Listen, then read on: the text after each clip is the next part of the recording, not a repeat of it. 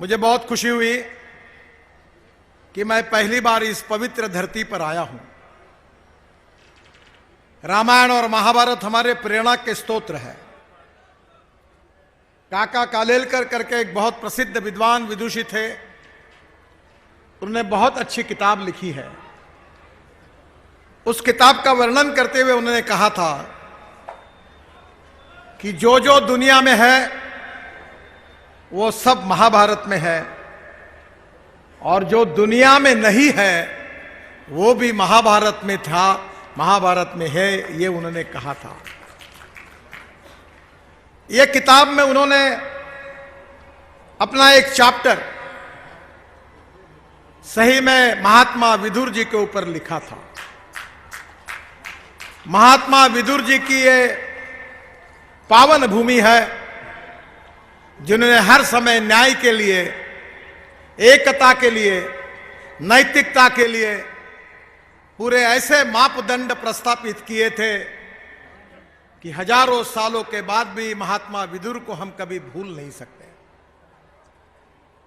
जो विदुर जी ने महाभारत में आखिरी तक कोशिश करती रहे, भगवान श्री कृष्ण से बार बार दुआ मांगते रहे कि किसी भी प्रकार से संघर्ष को टालने की उन्होंने कोशिश की। महाभारत ऐसा ग्रंथ है, ऐसा इतिहास है कि जो इतिहास, संस्कृति और विरासत हमारी ताकत है। आज भी हमारा समाज जीवन, हमारी सामाजिक व्यवस्था है जो प्रस्तापित है, वो हमारे जीवन मूल्य हमें महाभारत और रामायण से मिलते हैं। ये उत्तर प्रदेश की जनता भगवान बहुत भाग्यवान है कि एक तरफ ये इतिहास, और हमारे इतिहास में जिन लोगों ने इस देश को इतिहास दिया है वो महान देशभक्तों की, महान आदर्श प्रस्तापित करने वाले महान नेताओं की यह ऐतिहासिक भूमि है। और इसलिए मुझे खुशी है कि जिस भूमि में महात्मा विदुर जी ने अपने जीवन की शुरुआत की, उस भूमि में यहाँ के जनता का दर्शन करने का मुझे पहली बार सौभाग्य मिला है। हाथ जोड़कर आपको अभिवादन करता हूं। बहुत बहुत नमस्कार। बहनों और भाइयों, अभी चुनाव के महाभारत की भी शुरुआत होने वाली है, और महाभारत ने हमको यह दिखाया है कि आपको सत्य के साथ जाना है कि असत्य के साथ जाना है, आपको नैतिकता के साथ जुड़ना है कि अनैतिकता के साथ जुड़ना है, आपको देश समाज के साथ कल्याण के मार्ग पर जाना है कि गुंडागर्दी और विनाश के मार्ग पर जाना है।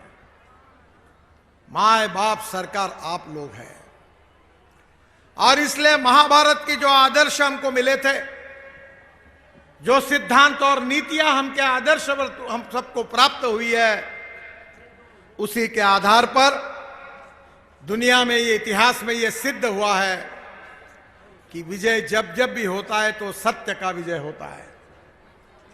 और इसलिए बहनों और भाइयों, हमारा देश धनवान है पर जनता गरीब है।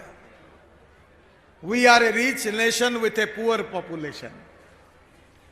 जनता धनवान है, देश धनवान है, पर जनता गरीब क्यों है? एक उत्तर प्रदेश के इस शायर ने एक बहुत अच्छी शायरी की थी। वो शायरी आज के लिए लागू नहीं है। जब मैं स्टूडेंट था, विद्यार्थी था, तो वो शायरी मैंने सुनी थी। उन्होंने कहा था कि इधर गधे उधर गधे, सब तरफ गधे ही गधे, अच्छे घोड़ों को नहीं है घास, और गधे खा रहे च्यवनप्राश। तब मैं विद्यार्थी था और तब परिस्थिति वैसी ही थी, पर अब परिस्थितियां बदल गई है। प्रधानमंत्री नरेंद्र मोदी जी के नेतृत्व में 2014 में एक सही में एक राम राज्य की शुरुआत इस देश में हुई है।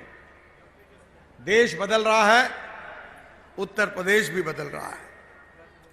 मैं आपको बताना चाहता हूं कि 2014 के पहले उत्तर प्रदेश कैसा था और आज 2021 समाप्ति की कगार पर है हमारा उत्तर प्रदेश कैसा है। मुझे याद है बाल्यान जी, एक बार मैं आया था सहारनपुर, वहां से आप क्या आ रहा था, ऐसे रास्ते में गड्ढे थे कि गड्ढे में रास्ते थे कि रास्ते में गड्ढे थे, मैं समझ नहीं रहा था। मेरे साथ हम गाड़ी में आगे जा रहे थे तो उतने में एक मोटरसाइकिल पर बैठकर एक नौजवान अपनी पत्नी को लेकर जोरों से दौड़ रहा था और जैसे उसने हमारे गाड़ियों के ताफों को देखा तो उसने तुरंत अपनी गाड़ी की स्पीड इतनी जोरदार बढ़ाई कि हमसे ओवरटेक करके आगे निकल गया। तो मेरे बाजू में बैठे हुए हमारे नेताजी ने कहा, देखो वो कितने जोर से आगे जा रहा है, क्योंकि आगे जाकर वो गाड़ी के अंदर आपको ढूंढना चाहता है, आपको पहचानना चाहता है और देखना चाहता है कि आप कैसे हो। तो मैंने उसको कहा, आप गलतफहमी में हो, वो मुझे नहीं देख रहा है, वो बार बार पीछे अपने पत्नी को हाथ लगाकर देख रहा है कि गिर गई कि है, गिर गई कि है। ऐसे रास्ते थे, अब कैसे रास्ते बने आप अनुभव करते हो, मुझे बताने की जरूरत नहीं है। हम दिल्ली से देहरादून नया रास्ता बना रहे और मैं आपको कह रहा हूं 1.5 साल के अंदर ये नए रास्ते से दिल्ली से देहरादून केवल 2 घंटे में आप पहुंच जाएंगे, ये मैं आपको विश्वास देता हूं।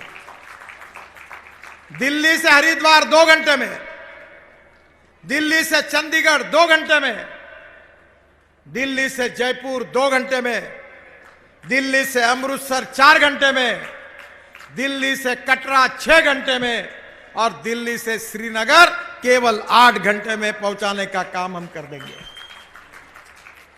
मुझे याद है कि दिल्ली मेरठ हाईवे के भूमि पूजन के लिए हम आए थे तो लोग मुझे बता रहे थे 4 घंटे लगते हैं, 4.5 घंटे लगते हैं। दिल्ली में हमने विश्व में 16 लेन का रोड बनाया, दिल्ली से मेरठ आने के लिए पहला। कहीं सुना है आपने कि 16 लेन का रोड कहीं बना है? अब दिल्ली से मेरठ में उद्घाटन के लिए आने वाला 23 तारीख को 2 ब्रिजेस का काम केवल आरओबी का रहा था और अभी मैं आपको वचन देता हूं कि दोनों आरओबी बनने के बाद मेरठ से दिल्ली केवल 45 मिनट में आप पहुंचोगे, ये मैं आपको वचन देता हूं। परसों मेरे पास एक जर्मनी में पढ़ा हुआ जवान लड़का मेरे पास आया था। उसने कहा कि मैं मेरठ का रहने वाला हूं पर इंटीरियर का काम करता हूं, दिल्ली में रहता हूं।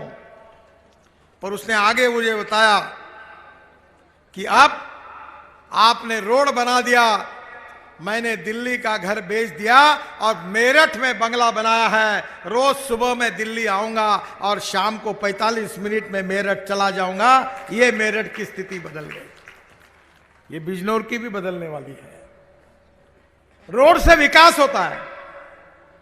अमेरिकन प्रेसिडेंट जॉन केनेडी, इनकी बात को मैं अक्सर लोगों को बताता हूं। जॉन केनेडी जी कहते थे कि American roads are not good because America is rich, but America is rich because American roads are good. America धनवान है, इसके कारण अमेरिका के रास्ते अच्छे नहीं हुए, तो अमेरिका के रास्ते अच्छे हुए, इसके कारण अमेरिका धनवान हुई। बहनों और भाइयों, मैं रोड पर ज्यादा बात करूंगा नहीं, क्योंकि आप ही रोड पर चलने वाले हैं तो आप ही अनुभव करेंगे, तो मैं समय अपने भाषण का उसमें क्यों गवाऊं। पर मैं किसान हूं और रोड से भी बहुत बड़ा काम हमारी सरकार ने आपके लिए किया है। आप गन्ना लगाते हैं, मेरे क्षेत्र में भी करीब 20 लाख टन क्रशिंग होता है। मैं 3 चीनी मिलें चलाता हूं। हमारे यहां किसान आत्महत्या करते थे, विदर्भ में बहुत हालत खराब थी और बहनों और भाइयों, आज की स्थितियों में भी परिस्थितियों में बहुत तकलीफें हो रही किसानों को। गेहूं सस्ता है, ब्रेड बिस्किट महंगे हैं, टमाटर सस्ते हैं, सॉस महंगा है, फल सस्ते हैं, जूस महंगा है, कपास सस्ता है, कपड़ा महंगा है। आज बहनों और भाइयों, हमारे देश में 350 लाख टन चावल गोडाउन में पड़ी है। हमारे देश में जो मक्का है, कॉर्न, उसका इतना उत्पादन हुआ है कि मार्केट प्राइस एमएसपी से भी नीचे चली गई। गेहूं हमारे पास इतना पड़ा है कि रखने के लिए जगह नहीं है। और चीनी की हालत तो इतनी खराब है, क्योंकि चीनी का मैं एक्सपर्ट हूं। बहनों और भाइयों, आपको पता होगा, ब्राजील नाम का एक देश है, पूरे दुनिया को चीनी सप्लाई करने का काम ब्राजील करता है। और ब्राजील में चीनी का भाव है 22 रुपए किलो, और हिंदुस्तान में चीनी का भाव है 32 रुपए किलो। हमारी चीनी एक्सपोर्ट ही नहीं होती थी। गन्ना मिलें बंद पड़ गई, गन्ना किसानों को पैसा नहीं मिलता था, मिल के मालिक छोड़कर भाग रहे थे, गन्ने की कीमत बढ़ रही थी और चीनी की कीमतें कम हो रही थी। पूरा गन्ना उत्पादक किसान बर्बादी के कगार पर खड़ा था।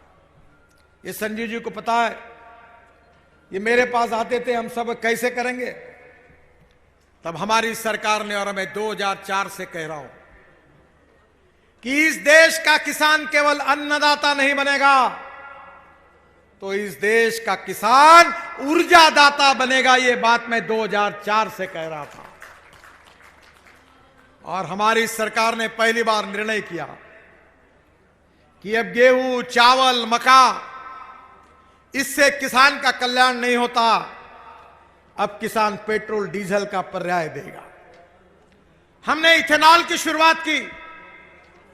आज जो पेट्रोल इंजन की गाड़ियां हैं, मैं ही ट्रांसपोर्ट मंत्री हूं, अभी हम इथेनॉल के पंप खोल रहे हैं। मैं आप सबको कहूंगा कि इथेनॉल के पंप खोलो। मैं अगले सप्ताह में एक एडवाइजरी निकाल रहा हूं कि जो टोयोटा, होंडा, मर्सिडीज, बीएमडब्ल्यू, ये बजाज की स्कूटर बाइक, टीवीएस की बाइक, हीरो की बाइक, स्कूटर अब 100% पेट्रोल पर नहीं चलेगी, तो किसानों ने तैयार किए 100% बायो इथेनॉल पर चलेगी। इसका फायदा क्या होगा? आपके गन्ने से चीनी नहीं बनेगी, इथेनॉल बनेगा। और ये फ्लेक्स इंजन है, थोड़ा टेक्निकल सब्जेक्ट है, आप समझ लो। फ्लेक्स इंजन का मतलब यह है कि पेट्रोल की जो कार है उसमें 100% पेट्रोल डालो, या आपके पास चॉइस है 100% इथेनॉल डालो। आपकी स्कूटर, आपकी ऑटो रिक्शा, आपकी कार, अब 100% किसानों ने, जो गन्ने के जूस से इथेनॉल बनता है, जो सी मोलाइसिस जिसको आप शीरा बोलते हैं, उससे इथेनॉल बनता है, जो 7% शुगर जिसमें जाती है, बीएबी मोलाइसिस, उसमें इथेनॉल बनता है। इतना ही नहीं, तो शुगर केन जूस से भी अब इथेनॉल बनने लगा।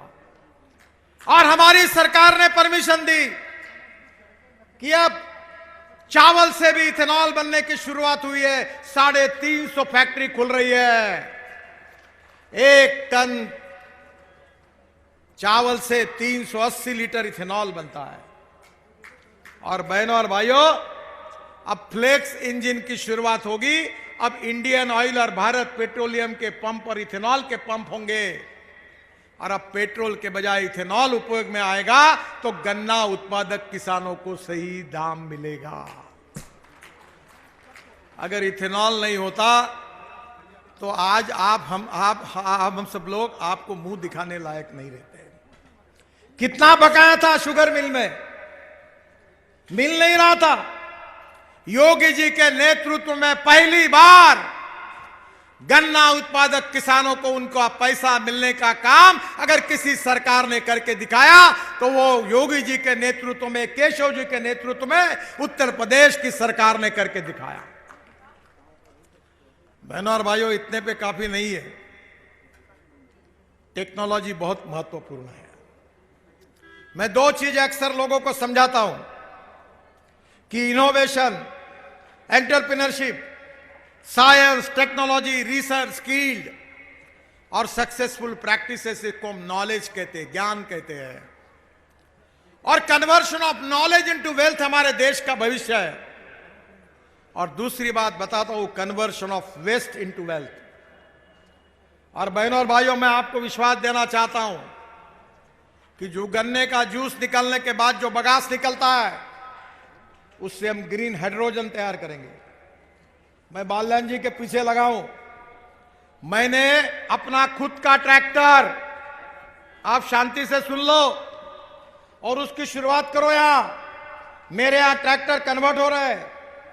मैंने अपने खुद का ट्रैक्टर देश का पहला बायो सीएनजी पर कन्वर्ट किया है। और ये बायो सीएनजी तैयार होता है परली से।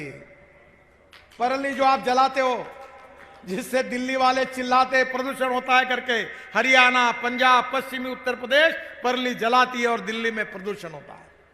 मेरे पास आओ, मैंने प्लान डाला हुआ है, मैं आपको टेक्नोलॉजी फुकट में देता हूं। 5 टन परली से 1 टन बायो सीएनजी निकलेगा। और मेरा ट्रैक्टर के पीछे मैं 1.25 लाख रुपए साल की बचत कर रहा हूं। ट्रैक्टर देखने के लिए नागपुर आ जाओ, वो किट वाले को भी भेज देता हूं। बाल्यान जी प्लान डाल दो, यहां पूरी परली, bagasse, cotton straw, wheat straw, rice straw सब डाल दो। इस देश का किसान अब ऊर्जा तैयार करेगा और किसान का भविष्य बदल जाएगा। ये विचार हमारे सरकार ने दिया। और अभी तो मैं जनवरी के पहले सप्ताह में आप सबको आमंत्रित कर रहा हूं, मेरे घर पर आओ। मैं ऐसे गाड़ी में आपको बिठाऊंगा कि पानी से ऑक्सीजन और हाइड्रोजन अलग करके हाइड्रोजन पर, ग्रीन हाइड्रोजन पर गाड़ी चलेगी।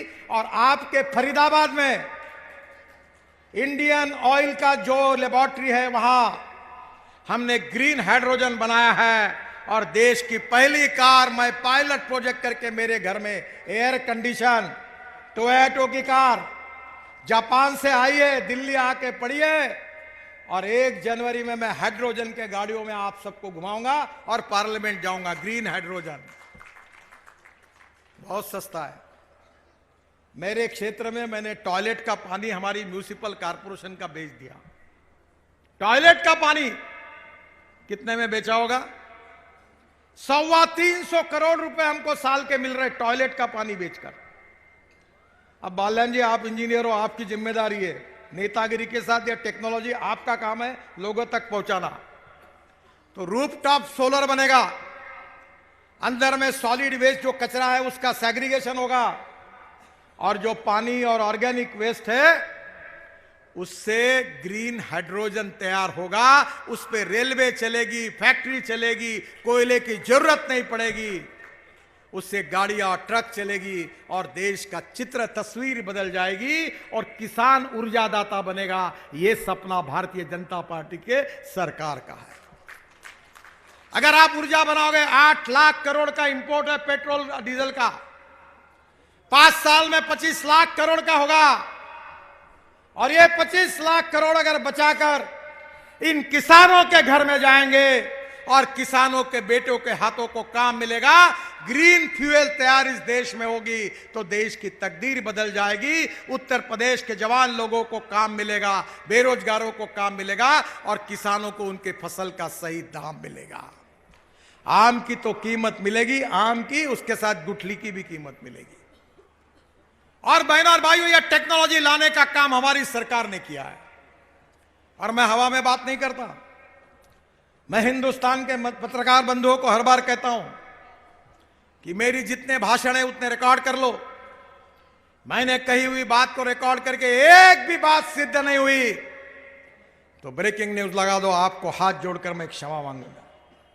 जो मैंने कहा वो डंके के चोट पर हमारे सरकार ने करके दिखाया। गांव गरीब मजदूर किसान का कल्याण करना चाहते हैं, किसानों की तकदीर को बदलना चाहते हैं, जवान लोगों के हाथों में काम देना चाहते हैं।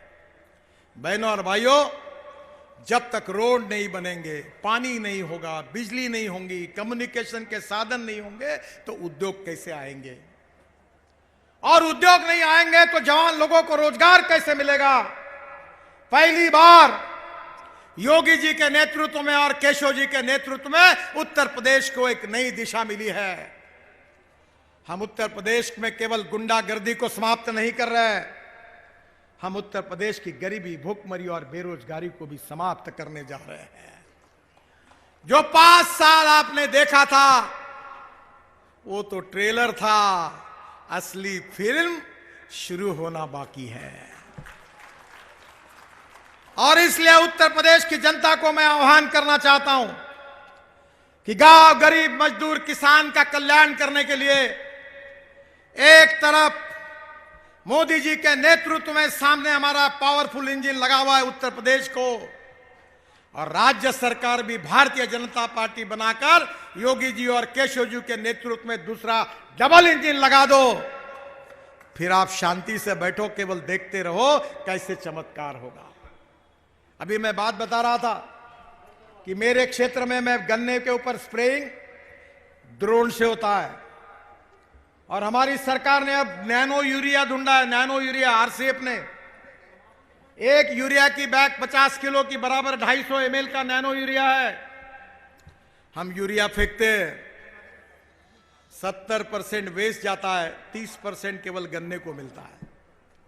अब हमने टेक्नोलॉजी लाई है, ड्रोन, वो भी लिथियम। मजा भी महाराष्ट्र के राहुरी कृषि यूनिवर्सिटी ने, गवर्नर साहब ने वहां के डिलीट दी मुझे और शरद पवार साहब को, तो वहां उन्होंने ड्रोन बनाए थे। तो ड्रोन थे लिथियम आयन बैटरी पर। मैंने कहा ये मत बनाओ, ये 6 लाख रुपए का है, 1.5 लाख करो कीमत। बोले कैसी होगी? मैंने बोला 20,000 रुपए का फ्लेक्स इंजन पेट्रोल डालो और ड्रोन उड़ाओ। अब 1 लाख 1.5 लाख में ड्रोन मिलेगा, और उसमें पेट्रोल में चलेगा, फ्लेक्स इंजन में, और आपके गन्ने के और ऊपर से यूरिया का स्प्रेइंग होगा। 70% यूरिया प्लांट को जाएगा, केवल 25 से 30% वेस्ट होगा। आपके खाद का खर्चा भी कम हो जाएगा। बहनों और भाइयों, हमारी सरकार टेक्नोलॉजी ला रही, गांव, गरीब, मजदूर, किसान के कल्याण की बात कर रही है। हमने कभी जातीयवाद की बात नहीं की। हमने कभी इस देश में, इस देश का विकास कैसे हो, ये देश समृद्ध, संपन्न, शक्तिशाली कैसे बने, गांव, गरीब, मजदूर, किसान का कल्याण कैसे हो, यही हमारी राजनीति है, यही हमारा कार्यक्रम है। और मोदी जी के नेतृत्व में यही कार्यक्रम को अमल लाकर हम काम कर रहे हैं। और इसलिए मैं आपको पास ये कहने के लिए आया हूं कि हमने किया हुआ काम, भारत सरकार का काम, मेरे विभाग का काम, आप जहां जाओ वहां देख लो। 50 साल में उत्तर प्रदेश में जितने रोड नहीं बने, उतने 5 साल में राष्ट्रीय महामार्ग हमने आपको बना कर दिए। अरे गंगा को भी शुद्ध कर दिया। मैं गंगा का मंत्री था, पूरा जलमार्ग बनाया, वाराणसी से हल्दिया तक पानी पर हवाई जहाज उतारने का काम किया हमने। अब आप तो दिल्ली से मैंने मथुरा का भी काम मंजूर किया है, अपने यमुना का, कि पानीपत, सोनीपत से लेकर यमुना को शुद्ध करके, ड्राफ्ट मेंटेन करके हम दिल्ली से मथुरा, मथुरा से आगरा, आगरा से इटावा, और इटावा से प्रयागराज जाएंगे। और केशव जी ने मुझे आग्रह किया था, मैं उस समय वाटर रिसोर्सेस मंत्री था, मैंने प्रयागराज से वाराणसी भी जलमार्ग बना दिया है। वाराणसी से हल्दिया, हल्दिया से बंगाल की खाड़ी, फिर ब्रह्मपुत्रा का ड्रेजिंग कर दिया, और बांग्लादेश में घुसकर भी मैंने मुंगली पोर्ट तक ड्रेजिंग कर दिया। अब Indonesia, Malaysia, China, Singapore, Bangladesh, north east, Panipat, Sonipat से जहाज निकलेगा और बांग्लादेश तक जाएगा, चाइना तक जाएगा। ये जलमार्ग भी लगभग हमने पूरा कर दिया। ये काम हमारी सरकार ने करके दिखाया। अविरल निर्मल गंगा का सपना हमने पूरा करके दिखाया। अयोध्या में हमारी आस्था थी, भगवान प्रभु रामचंद्र का मंदिर बने। सुप्रीम कोर्ट के निर्णय के बाद आज भव्य मंदिर का निर्माण का काम भी अब पूरी जोरों से चल रहा है। ये राम राज्य की ओर हम जा रहे हैं। जिस महात्मा गांधी जी ने इस राम राज्य का उल्लेख किया था, वो राम राज्य इस देश में लाना, यही भारतीय जनता पार्टी का मकसद है, यही मैनिफेस्टो है, यही जाहिरनामा है, और यही हमारा वचननामा है। बहनों और भाइयों, योगी जी और केशव जी के नेतृत्व में उत्तर प्रदेश की सरकार ने भी इतना ही ऐतिहासिक काम किया है। आपका प्रेम, आपके शुभकामना और आशीर्वाद अगर पीछे रहेगा तो जैसे मैंने कहा था कि जो देखा है वो तो ट्रेलर था, असली फिल्म अब शुरू हो जाएगी और उसके लिए आप सबके आशीर्वाद चाहिए। वो आशीर्वाद के लिए जन विश्वास यात्रा की शुरुआत हो रही है। जो विश्वास आपने हमारे ऊपर बताया, जो प्रेम आपने हम सबको दिया है, उसको आगे भी इसी प्रकार से वृद्धिंगत करके इस जन विश्वास यात्रा पर आपका प्रेम, आपका सद्भाव के साथ आपका पूरी तरह जो ध्यान रहेगा, वो निश्चित रूप में उत्तर प्रदेश की तस्वीर को बदलने के लिए और एक राम राज्य की शुरुआत करने के लिए आपका आशीर्वाद को हम प्राप्त करने जा रहे हैं। आपका आशीर्वाद हमारे साथ रहेगा, इसी विश्वास के साथ आपको बहुत बहुत धन्यवाद, आपका अभिनंदन, शुभकामनाएं।